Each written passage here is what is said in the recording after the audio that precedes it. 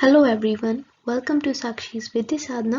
इस वीडियो में हम करेंगे NCERT class 8 history chapter 2 from trade to territory और ये इस चैप्टर का होगा पार्ट 1। सो आइए स्टार्ट करें। तो जैसा कि आपको दिखाई दे रहा है chapter 2 from trade to territory the company establishes power. तो इस चैप्टर में हम ये देखेंगे कि कैसे जो एक कंपनी ट्रेड करने आई थी बाद में वो हम पे शासन करने लग गई और कैसे उसने टेरिटरीज पे कब्जा करना स्टार्ट कर दिया। Aurangzeb was the last of the powerful Mughal rulers. इस बात पे ध्यान दीजिएगा, मैं लास्ट बोल रही हूँ मुगल रूलर, लेकिन कौन सा किस टाइप का लास्ट? पावरफुल, क्योंकि औरंगजेब के बाद भी काफी सारे मुगल रूलर्स रहे थे, लेकिन हम यहाँ बात कर रहे हैं जो पावरफुल मुगल रूलर्स रहे उनमें औरंगजेब लास्ट थे। स्टार्टिंग होती है मुगल्स की बाबर से, फिर हुमायूं, अकबर, जहांगीर, शाहजहां और फिर उनके बेटे औरंगजेब। ये ही थे अंतिम powerful Mughal ruler. He established control over a very large part of the territory that is now known as India। और जो औरंगजेब थे ना, इन्होंने काफी बड़े हिस्से पे इंडिया के लगभग पूरे पे ही राज किया था, अपना शासन चलाया था। After his death in 1707, many Mughal governors, जिनको हम सूबेदार भी कहते हैं, and big zamindars began asserting their authority and establishing regional kingdoms।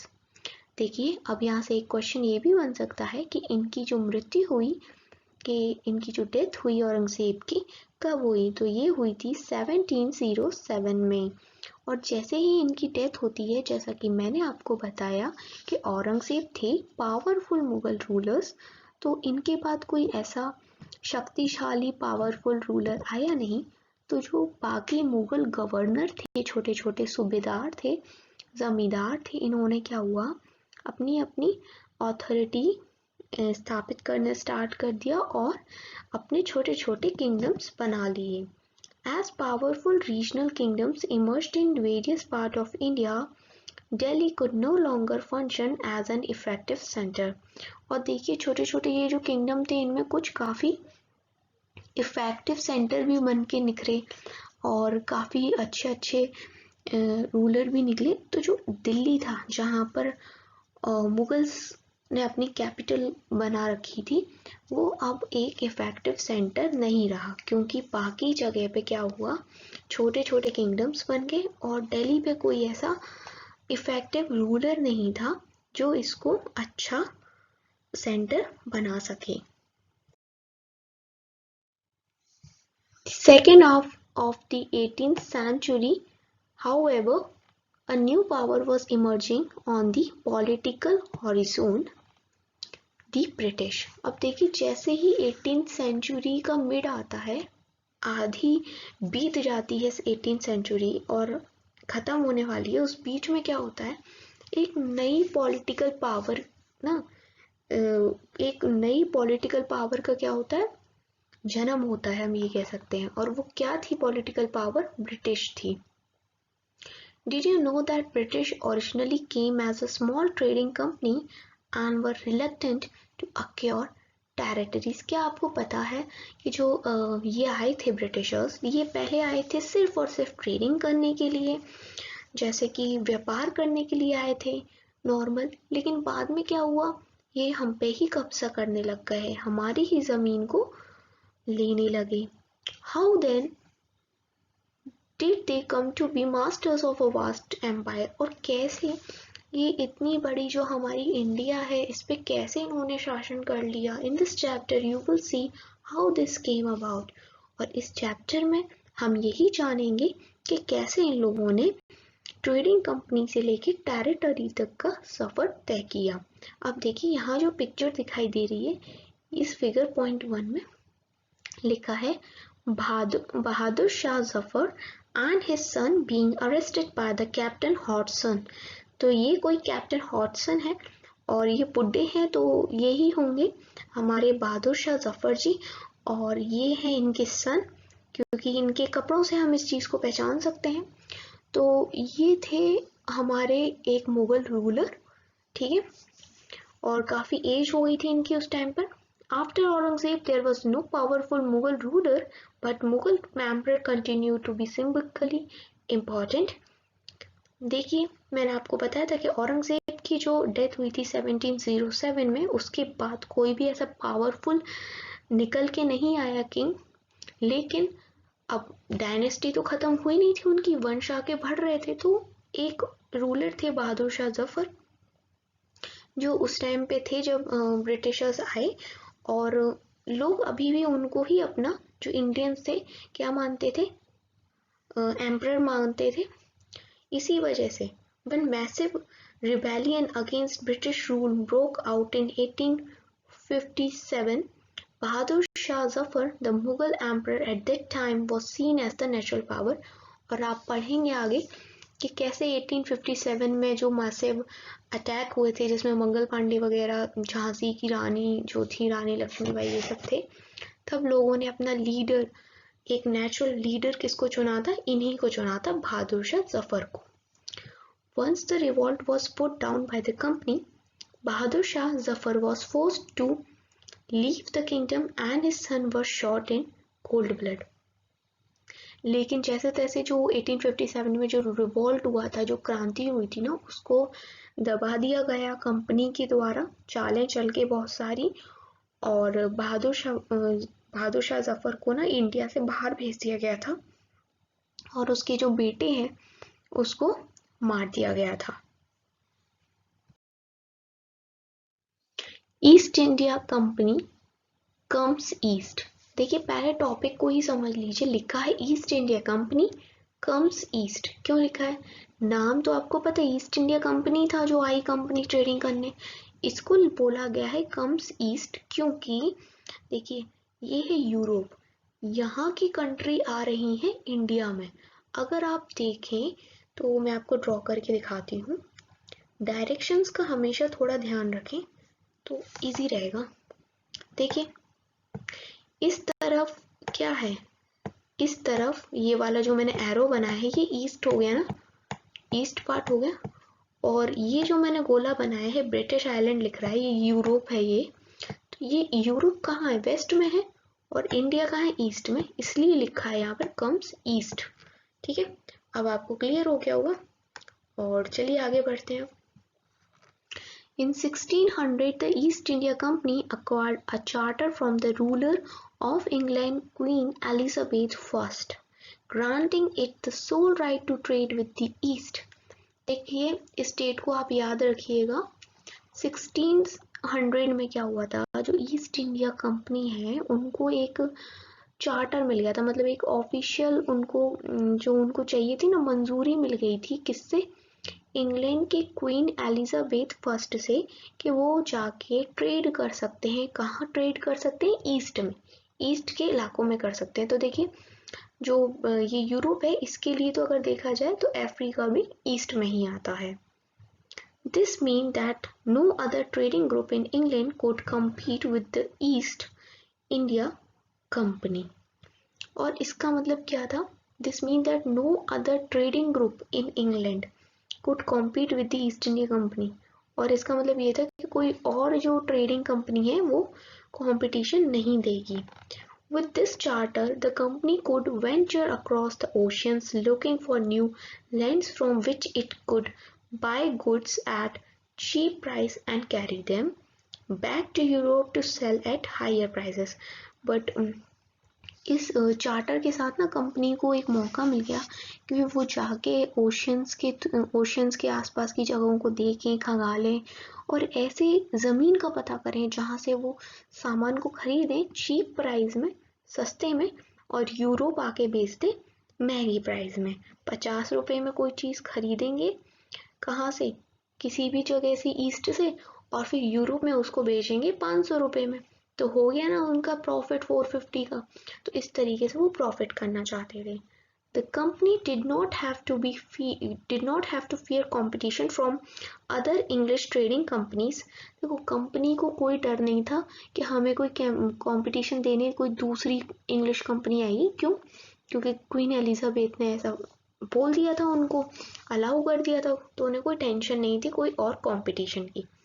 Mercantile trading companies in those days made profit primarily by excluding competition so that they could buy cheap and sell dear. पहले तो ये देख लो mercantile क्या होता है। ये a business enterprise that makes profit primarily through trade, buying goods cheap and selling them at higher prices। मतलब उस तरह का बिजनेस जिसमें आप सस्ते दामों पे सामान को खरीदते हो और महंगे में बेच देते हो, ठीक है, तो उसको हम कहते हैं मर्केंटाइल। तो जो पहले के ज़माने में जो ये कंपनीज होती थी, ये कैसे प्रॉफिट कमाती थी कि जो अदर कंपनीज होती थी, इनकी कंपटीशन में जो अदर कंपनीज होती थी, उनको ये मार्केट से ही एक्सक्लूड कर देते थे, मतलब बाहर कर देते थे, तो कोई कंपटीशन रहता नहीं था और सस्ते में खरीद के महंगाई बेच देते थे। सेल डियर का मतलब महंगे में, कॉस्टली बेच देते थे, तो इनको होता था फायदा।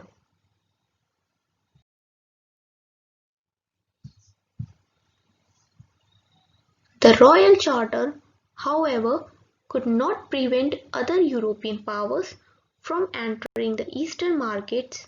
By the time the first English ships sailed down the west coast of Africa round the Cape of Good Hope and crossed the Indian Ocean, the Portuguese had already established their presence in the western coast of India and had their base in Goa। देखिए, अब मैं आपको, वैसे तो map में दिख रहा है लेकिन मैं फिर भी थोड़ा सा उस जगह पेन चलाऊंगी तो आपको और ज़्यादा क्लियर आ जाएगा। वो देखिए, यहाँ जाना मैंने गोला बनाया फिगर में, वहाँ देखिए ब्रिटिश आइलैंड लिखा है, यहाँ से ये लोग आए, ठीक है, इस तरह से रूट के थ्रू, इस वाली रूट के थ्रू आए हैं, किसी भी इस रूट के थ्रू कहाँ आ गए ये, अफ्रीका में, केप ऑफ गुड होप। तो जब तक ये केप ऑफ गुड होप तक आए थे, उससे पहले ही यहाँ वेस्टर्न घाट में, यहाँ गोवा में, यहाँ कौन आ चुके थे, पी फॉर पोर्चुगीज, पहले ही आ गए थे। देखिए याद रखिएगा, पोर्चुगीज सबसे पहले आए थे और सबसे बाद में ही इंडिया को छोड़ के गए हैं, ठीक है। अब आगे हम देख लेते हैं। In fact it was Vasco da Gama, a Portuguese explorer who had discovered this sea route to India in 1498। देखिए, और ऐसा माना जाता है कि सबसे पहले जो आए थे पोर्चुगीज ही आए थे, और वो पोर्चुगीज में से भी कौन थे, इनका नाम याद रखो, वास्को ड गामा, ये एक पोर्चुगीज थे, इन्हीं ने सी रूट डिस्कवर की थी, रास्ता खोजा था इंडिया आने तक का। कब, ये ईयर याद रखना, 1498 में। By the early 17th century, the Dutch too were exploring the possibilities of trade in Indian Ocean. Soon the French traders arrived on the scene। देखिए, यूरोप है तो इसमें और ब्रिटिश अकेले थोड़ना है, सबको चाहिए इस तरह का प्रॉफिट इधर से, तो सिर्फ और सिर्फ ब्रिटिशर्स ही नहीं, पोर्चुगीज तो पहले ही आ गए थे। डच जो थे ये भी अलग कंट्री के लोग हैं ये, और दूसरे फ्रांस के लोग, फ्रेंच कहते हैं जिन्हें, ये लोग भी अब कहाँ आ गए थे, कंपटीशन में आने लग गए थे।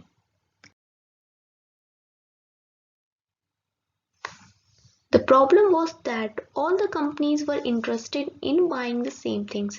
अब देखिए प्रॉब्लम कहाँ आई कि इन सारी कंपनीज को, चाहे वो इंग्लिश हो, मतलब इंग्लिश का मतलब यहाँ पर कोई लैंग्वेज से नहीं है, इंग्लिश का मतलब है ब्रिटिशर्स से, तो चाहे वो ब्रिटिशर्स हो, चाहे वो डच हो, पोर्चुगीज हो या फ्रेंच हो, उन सबका जो इंटरेस्ट था वो कॉमन था। तो प्रॉब्लम यहाँ आ गई एक, the fine qualities of cotton and silk produced in India had a big market in Europe. और जो हमारे इंडिया में कॉटन थी और जो सिल्क का प्रोडक्शन होता था ना, उसका बहुत ज़्यादा जो ग्राहक थे वो यूरोप में थे, तो ये लोग सब यही चाहते थे हम यहाँ से कॉटन, सिल्क, ऐसी चीज़ें जो यूरोप में नहीं है ले जाएं और हम वहाँ से प्रॉफिट कमाएं। अब देखिए जैसे चीज़ें लिखी हैं, पेपर, क्लोव, कार्डमम, सिनेमम, ठीक है, पेपर क्या होता है, काली मिर्च, लौंग, इलायची और दालचीनी, too were in great demand. और ये सारे ना मसाले हैं जो आप सबके घर में होंगे, आपकी मम्मी इनके बारे में अच्छे से जानती होंगी। और केरला ना, हमारे यहाँ जो केरला है हमारा यहाँ मसाले काफ़ी अच्छे मिलते हैं, स्पाइस स्टेट है ये हमारी इंडिया की। तो ये सारे क्या थे, ग्रेट डिमांड में थे यूरोप में। Competition amongst the European companies inevitably pushed up the prices at which these goods could be purchased and this reduced the profit that could be earned।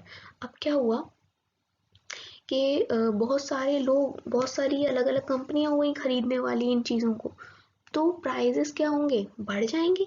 अब जब ज़्यादा ग्राहक दिखेंगे और सामने वाले को पता है शॉपकीपर को कि तुम्हारी अटकी पड़ी है, तुम्हें खरीदने ही खरीदने, तो वो क्या करेगा, प्राइस बढ़ा देगा। अब प्राइस यहाँ पर बढ़ गए। देखिए पहले क्या था, कंपटीशन नहीं था, तो 100 रुपए की चीज को ये 500 में बेच रहे थे, 400 का फायदा कर रहे थे। लेकिन अब क्या हुआ, कंपटीशन में आ गए और भी लोग, तो यहाँ बढ़ गया, उसने प्राइस बढ़ा दिया, 300 कर दिया। और वो 300 की चीज को 500 में बेचेंगे तो उनको सिर्फ फायदा होगा 200 का। तो इस तरीके से क्या हो रहा था, घाटा हो रहा था। The only way the trading companies could flourish was by eliminating the rival competitors। और सिर्फ एक ही तरीका था इन ट्रेडिंग कंपनीज के पास तरक्की करने का कि ये जो बाकी इनके कॉम्पिटिटर्स हैं, बाकी जो कंपनियां आ गई हैं, उसके अलावा उनको निकाल दे कंपटीशन में, भगा दे। The urge to secure markets therefore led to fierce battle between the trading companies। और इन सब चीज़ों की वजह से क्या होता है, लड़ाइयाँ होती हैं। वही हुई तो डच, फ्रेंच, ब्रिटिशर्स और पोर्चुगीज, इन सब की आपस में क्या होंगे, बैटल्स हुई। ठीक है, उन सब के बारे में हम पढ़ेंगे आगे चल के। Through the 17th and 18th century they regularly sank each other's ship, blockaded routes and prevented rival ships from moving with the supplies of goods। और 17th और 18th सेंचुरी आते आते ये लोग पता क्या करते थे, इससे मतलब ये ना एक दूसरे की शिप को डुबो दिया करते थे, रास्तों को ब्लॉक कर देते थे और शिप्स को मतलब रोक देते थे कि वो सप्लाईज जो भी हैं गुड्स की उन्हें लेके यूरोप ना जा सकें। इस तरह की ये लोग हरकत करते थे ताकि इनका जो हो कंपटीशन कम हो जाए और ये ज़्यादा से ज़्यादा प्रॉफिट कमा पाए।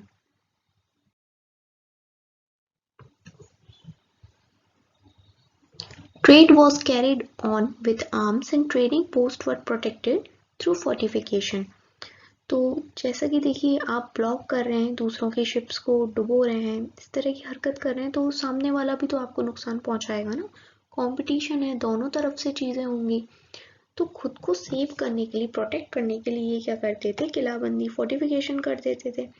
ठीक है, ऊंची ऊंची दीवारें बना देते थे, किले बना देते थे ताकि ये उसमें प्रोटेक्ट रह सकें, ये बाउंड्री और बीच में जहां भी ये रह रहे हैं, है ना, इस तरीके से।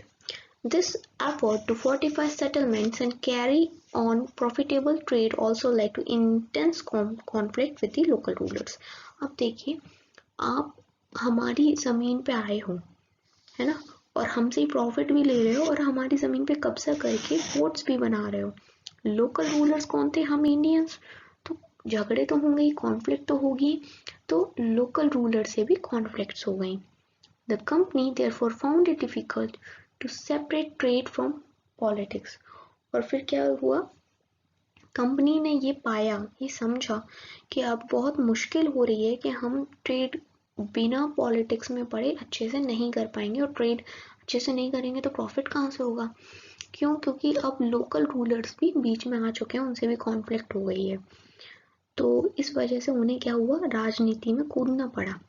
और let us see how this happened. अब ये कैसे हुआ, किस तरह से हुआ, कब हुआ, किस वजह से हुआ, ये सारी चीज़ें हम और डिटेल में पढ़ेंगे अपनी नेक्स्ट वीडियो में। पार्ट 2 होगा जो इस चैप्टर का। तो थैंक्स फॉर वॉचिंग।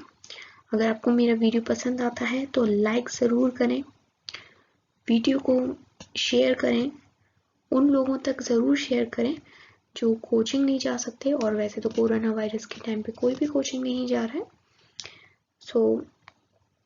और अभी तक अगर आपने सब्सक्राइब नहीं कर रखा है तो सब्सक्राइब करें और बेल आइकन ज़रूर दबाएं, तभी आपको सारी नोटिफिकेशंस मिलेंगी।